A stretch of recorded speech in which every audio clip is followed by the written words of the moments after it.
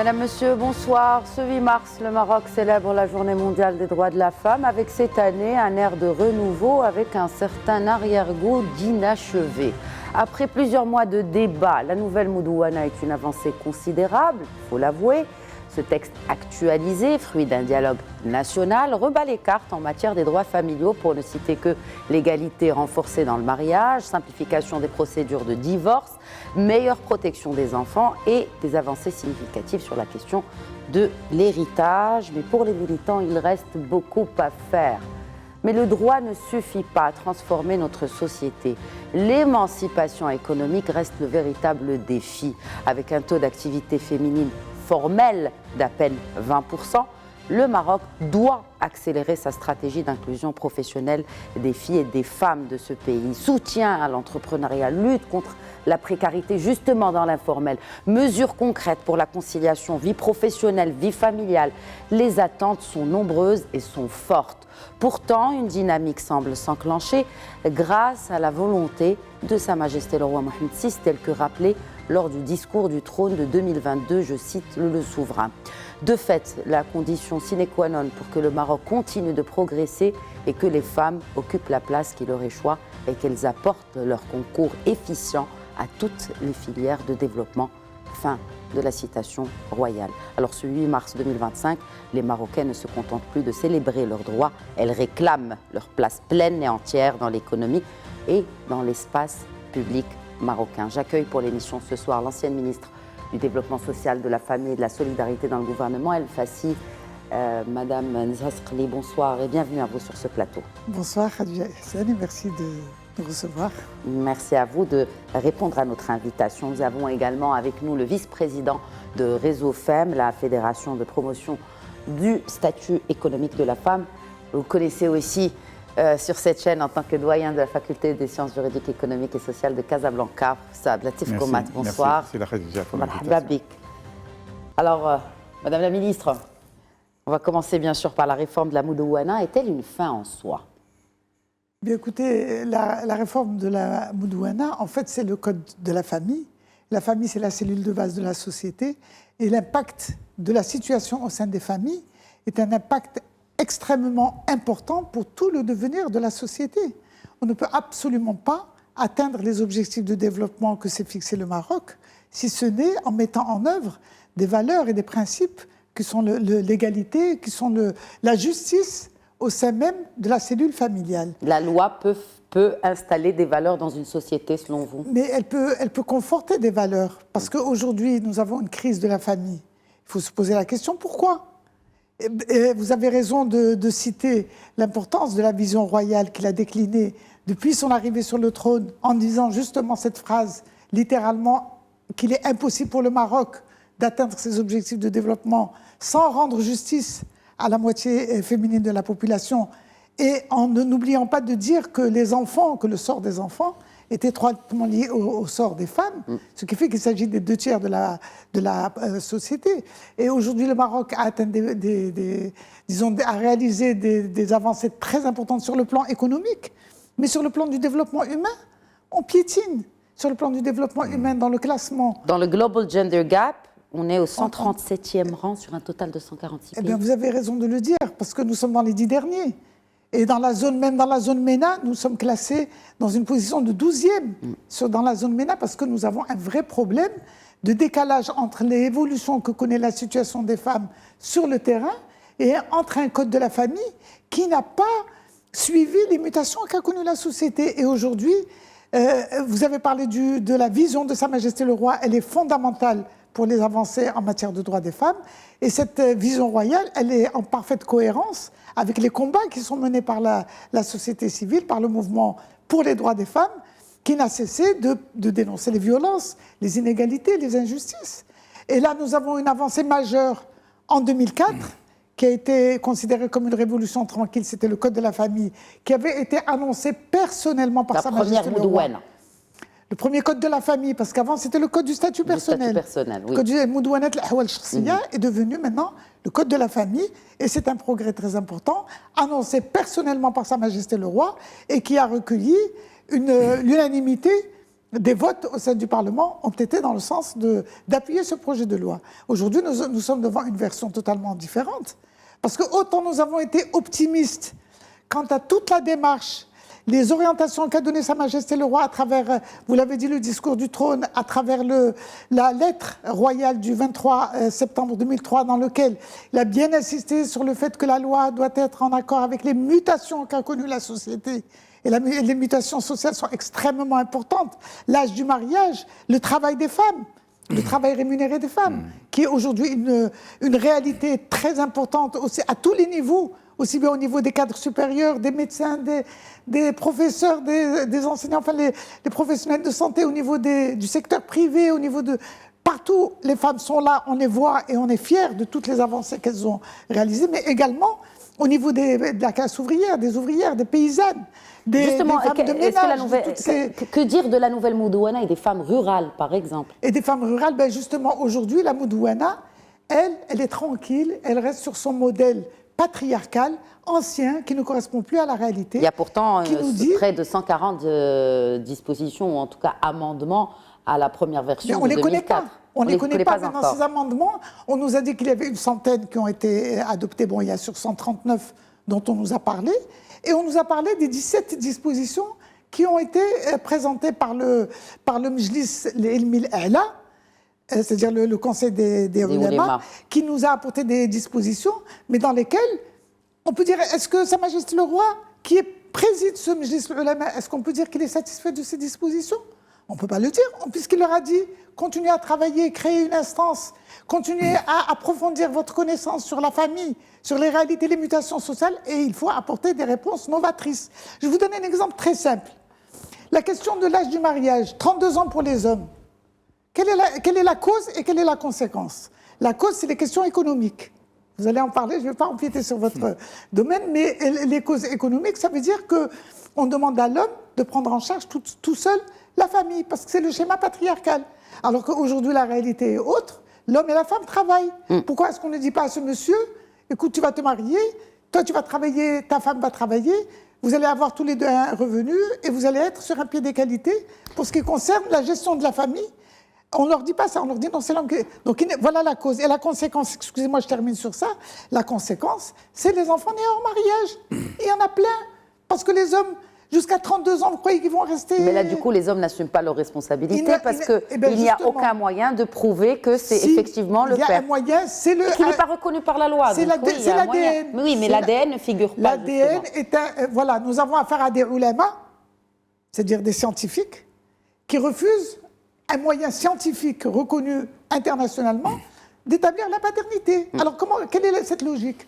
C'est une logique qui ne tient pas la route et qui prive les enfants de leurs droits légitimes, qui sont notamment le droit à avoir une paternité, à avoir une place dans la famille. Ces enfants qui sont nés hors mariage, mais est-ce qu'on sait qu'est-ce qu'ils deviennent? Ils sont jetés dans des poubelles, ils sont jetés dans des terrains vagues. Ils existent. Ils sont dans les établissements dits de protection sociale, mais qui ressemblent malheureusement davantage à des orphelinats, parce que les enfants ne sont pas faits pour vivre dans un établissement public, quel qu'il soit, ils sont faits pour vivre en famille.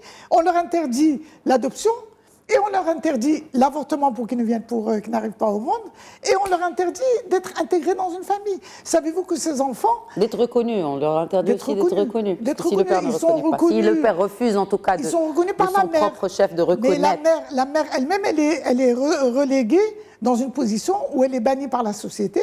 En tant que dite mère célibataire, ça n'existe pas une mère célibataire. Ça n'existe pas parce qu'il y a forcément un homme et une femme qui ont été... et ce sont des enfants qu'on prive de leur citoyenneté. Alors pourtant, ce sont des enfants, les citoyens de demain. Et les citoyennes de demain, ce sont des filles et des garçons qui sont appelés à être des citoyens. Alors pourquoi ce bannissement d'une partie importante de notre population dont nous n'avons même pas le chiffre, parce que le HCP ne nous donne pas de chiffres alors qu'il dispose de données, pas le HCP, le gouvernement dispose des données, par exemple, à travers les hôpitaux. Dans chaque hôpital, il y a une aile des enfants dits en situation difficile pour ne pas choquer l'opinion publique et ne pas dire qu'il s'agit d'enfants abandonnés. eh bien, et qu'on nous dise combien il y en a. On a droit. Il y a des estimations, mais il n'y a pas de chiffre officiel. Vous avez raison de le rappeler. Savoir, et on a besoin de remplir nos engagements nationaux de la Constitution, l'article 32 de la Constitution, et nos engagements internationaux à travers la Convention des droits de l'enfant, et respecter ces droits de l'enfant. Ça, c'est un exemple. Il y a beaucoup d'autres choses encore à dire. Alors, vous avez dit justement une chose importante relative à l'égalité économique. Est-ce que la réalité économique est possible, elle est réaliste sans égalité juridique, notamment sur des questions assez épineuses, il faut le dire, dont celle de l'héritage, par exemple? Effectivement, je reviens pour faire le lien, la question que vous avez posée à Madame la Ministre, concernant est-ce que la Modouana est une finalité? En fait, pour évoquer la relation entre cette dimension, je dirais, multicritère et justement le volet économique. Parce que la finalité, c'est qu'on ait une femme épanouie, bien intégrée, qui joue son rôle pleinement au niveau de la société, sur le plan social, sur le plan économique. Et pour que cela puisse se faire, bien évidemment, il a besoin d'un environnement, d'un écosystème, dans lequel il y a le volet juridique, bien sûr. Il faut qu'il puisse évoluer dans un environnement qui lui est favorable sur le plan des droits, sur le plan des, je dirais, bon, en fait, vous avez évoqué l'accès à l'économique, mais également l'accès à tout ce qui est, je dirais, droits familiaux, mais également l'aspect juridique. Pour dire que finalement, effectivement, il y a un lien. Il y a un lien parce que si aujourd'hui nous avons un taux d'activité de la femme qui est relativement faible, il faut rappeler que, en fait, c'est un taux parmi les plus faibles, même au niveau mondial. Si on voit les taux d'activité, même au niveau des pays de l'Afrique subsaharienne, au niveau du Proche-Orient, par exemple, en Arabie Saoudite, que la femme s'épanouit, ils ont un taux d'activité supérieur au taux d'activité officiel au Maroc. Un taux d'activité qui aujourd'hui ne représente pas l'effort de la femme, le statut de la femme dans la société. Il faut le rappeler. C'est même un contraste parce que le Maroc est un pays quand même moderne par rapport à d'autres pays. C'est un pays où la femme, au niveau de l'accès à l'éducation, bien que c'est vrai, il y a la question de l'abandon scolaire, mais si on voit à un niveau supérieur, aujourd'hui, nous avons 50-50. Au niveau de l'université marocaine, nous avons 50 étudiants, on fait 50% d'étudiants masculins et 50% d'étudiantes féminines. Alors qu'en est-il après avoir obtenu le diplôme? Et j'ajoute qu'au-delà du nombre, c'est la qualité. Aujourd'hui, l'excellence, les majors de promotion sont essentiellement des filles. Malheureusement, lorsqu'on passe de l'autre côté, au niveau du marché de l'emploi, on trouve un taux faible. On trouve au niveau de l'entrepreneuriat aujourd'hui, on parle de 12 à 14% de femmes au niveau du pourcentage de l'entrepreneuriat. Et donc tout cela fait que nous sommes, je dirais, devant une situation qu'il va falloir prendre d'une manière globale. Est-ce que c'est un manque d'opportunités qu'elles ont, ces femmes, c'est pour ça qu'elles n'accèdent pas, ou c'est plus une réticence sociale plus profonde, professeur Koné? Alors le problème, il est complexe. Il est complexe dans lequel, je dirais, il y a une double responsabilité. Il y a la responsabilité de la société, bien évidemment, parce qu'effectivement, si on voit tous les programmes gouvernementaux ou autres, si on voit que la feuille de route qui a été présentée pour la création d'emplois la semaine dernière, lorsqu'on parle des perspectives à l'horizon 2030, on focus sur l'accès à la femme à l'emploi. Donc c'est une priorité. Au niveau des rapports, que ce soit des institutions internationales, au niveau des rapports nationaux, il y a toujours cette question qui est posée, le taux d'activité de la femme. Mais malheureusement, il n'y a pas des mesures, je dirais, un choc à la hauteur justement de cette politique, de cette ambition. Et puis, peut-être là, je dirais que également la femme a une part de responsabilité. Droit et devoir. Voilà, il faut qu'il soit plus présente, qu'il aille avec, entre guillemets, plus d'agressivité pour aller appréhender le marché de l'emploi, pour chercher de l'emploi. Malheureusement, parfois, la femme peut-être cède à, je dirais même culturellement, à le fait qu'il voudrait s'occuper de ses enfants, de son mari, de sa maison, etc. Ça reste, je dirais, une partie de l'explication. Bien sûr, ce n'est pas toute l'explication, mais je dirais c'est bien sûr le rôle de ce mouvement féminin qui interpelle, qui incite la femme à ce qu'elle puisse davantage jouer son rôle au niveau de la société, parce que c'est la société en fine qui perd. Il perd sur le plan social, il perd sur le plan économique. On mesure le fait qu'aujourd'hui, il y a, je dirais, un manque de présence de la femme sur le plan économique en termes d'impact sur la croissance, sur la création des richesses, parce que la femme n'est pas, je dirais, la somme de l'homme, mais un plus par rapport à l'homme. Il vaut mieux avoir 50% femmes, 50% hommes, que d'avoir 100% hommes. Pourquoi? Parce que la femme a sa manière de voir les choses en termes de créativité, d'innovation, d'appréhender des secteurs nouveaux, de créer des richesses nouvelles. Donc toute la société devrait gagner de cet épanouissement, de cette implication accrue de la femme au niveau de la société, au niveau économique. La moitié de la composante de la société.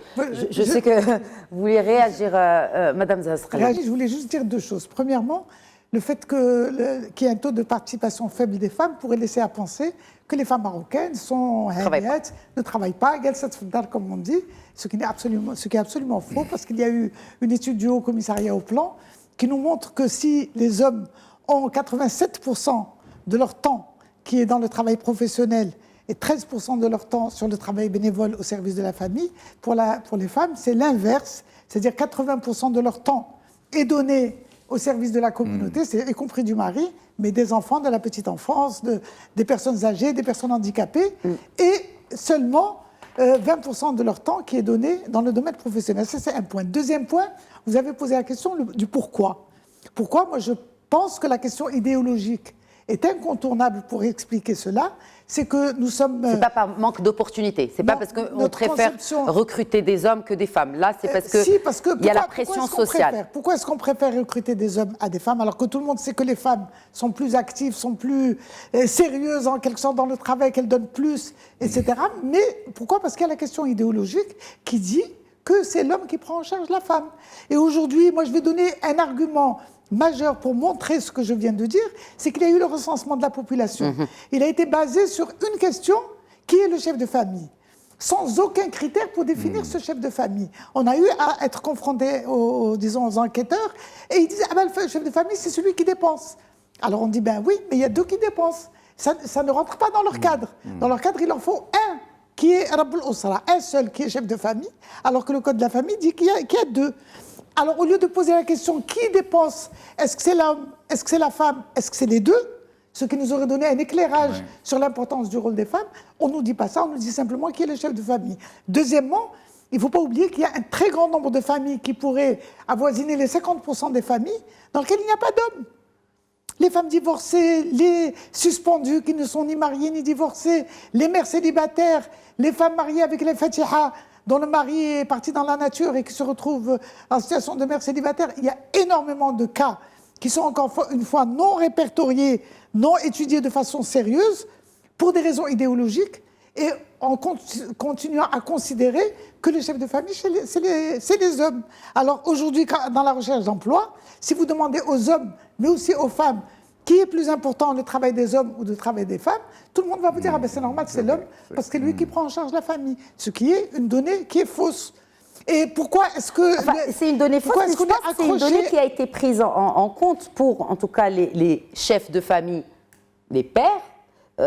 Il y a ce changement sur la valorisation du travail domestique comme une contribution à la création des biens matrimoniaux. Oui, mais c'est-à-dire qu'aujourd'hui, on reconnaît à la femme ses efforts à la maison en tant que travail. C'est important, mais c'est ambigu, parce que ça voudrait dire que le rôle de la femme se limite à vous et moi.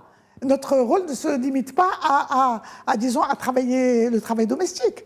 On rapporte de l'argent à la maison, mais il n'y a pas que... J'ai dit, il y a les femmes de ménage, il y a les ouvrières, les paysannes, les cadres, toutes ces femmes qui apportent de l'argent pour faire fonctionner la maison. On va leur reconnaître le travail domestique, entre guillemets, parce que c'est leur travail, dans l'idéologie dominante, et on ne va pas leur reconnaître cet apport matériel contre lequel il y a une réticence absolue à considérer que c'est une source de... Même dans les propositions qui sont venues de la part de nos honorables machayikh, nos honorables fuqaha, qui nous disent que dès l'acte de fiançailles, le mari doit commencer à financer la femme.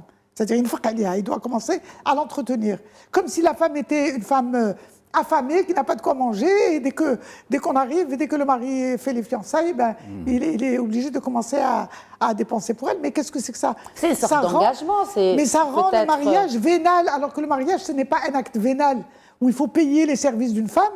Le mariage, c'est un acte ça l'est beaucoup en plus... soi, on le voit. Et on veut se débarrasser de cette image. On veut se débarrasser de cette image, ou on est en train de de l'appuyer aussi. Ben justement, je voudrais qu'on se débarrasse de cet aspect vénal.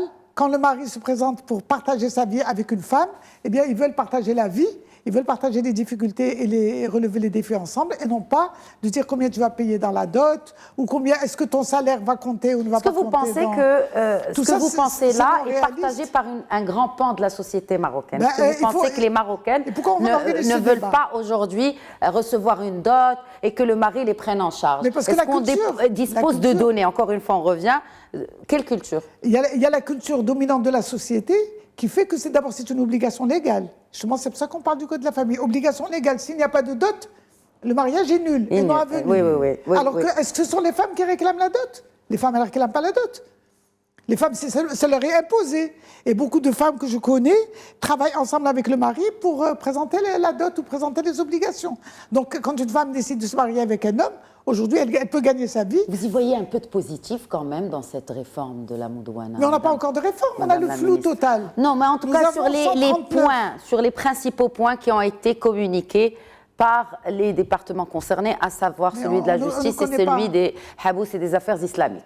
On ne connaît pas encore le contenu précis, mais ce qu'on connaît, du peu qu'on connaît, c'est qu'il y a eu refus de l'ADN pour régler le sort de ces milliers ou dizaines de milliers ou centaines de milliers, j'en sais rien, d'enfants qui sont nés hors mariage. Ce qu'on sait, c'est qu'on a refusé d'éliminer le tsasseb, qui constitue un drame pour les familles et qui jette des familles à la rue, même avec la disposition du logement, qui n'est pas satisfaisante parce qu'il n'y a pas que le logement. Le logement peut être encore une fois un loyer. Donc on a eu le refus de Tsasseb. Et on a le maintien de l'article 400. L'article 400 qui est une catastrophe parce que ça donne la possibilité aux juges de juger avec des dispositions du rite malékite qui n'a rien de sacré parce que ce n'est nullement écrit dans le Coran que le rite malékite est le rite... et voilà, donc ce qui fait... c'est une catastrophe de maintenir cet article 400. Au lieu de mettre les conventions internationales et la Constitution. Donc tout ça, pour moi, ça ne donne pas des signes positifs. Prochaine étape, c'est son vote, la discussion d'abord du texte en entier au Parlement. Vous êtes confiante? Sa Majesté le Roi a recommandé au gouvernement et au Parlement de continuer à se baser sur les orientations qu'il a données dans la lettre royale, c'est-à-dire conformité avec les mutations, conforter les mutations sociales et la conformité avec la Constitution et avec les conventions internationales. Donc j'ai le grand espoir que le gouvernement va assumer ses responsabilités parce qu'il est co-responsable en matière législative, en ne nous pondant pas un texte qui soit anticonstitutionnel. Très bien. Il faut un texte qui est conforme à la Constitution. Un mot de la fin, Abdelatif Komat, en cette veille de 8 mars. Est-ce que c'est une tribune de revendication qui n'est pas pérenne finalement? On attend le 8 mars pour... Oui, mais c'est toujours l'occasion. Bien sûr, c'est un sujet, comme j'ai dit tout à l'heure, en fait, ce volet-là, il est évoqué dans tous les documents, les rapports, la question notamment de l'autonomisation économique de la femme, l'intégration, le taux d'activité de la femme, ce sont des sujets récurrents. Mais le 8 mars, c'est l'occasion d'aborder la question dans sa globalité. Il faut dire qu'au-delà, bien évidemment, il y a des difficultés, et on attend beaucoup de cette Moudouana, mais je crois qu'il y a une dynamique positive, et j'insiste surtout sur le volet éducation. Sur le volet éducation, parce que c'est, je dirais, c'est la base, c'est le noyau. Et ce qui nous conforte, c'est justement au niveau du système éducatif d'une manière générale, c'est que la présence de la femme, elle est là. Et à mon sens, ce n'est qu'une question de temps. Bien sûr, question de temps, parce que forcément, avec le temps, il va y avoir, je dirais, en fait, une vague de compétences féminines qui va s'imposer par la nature des choses.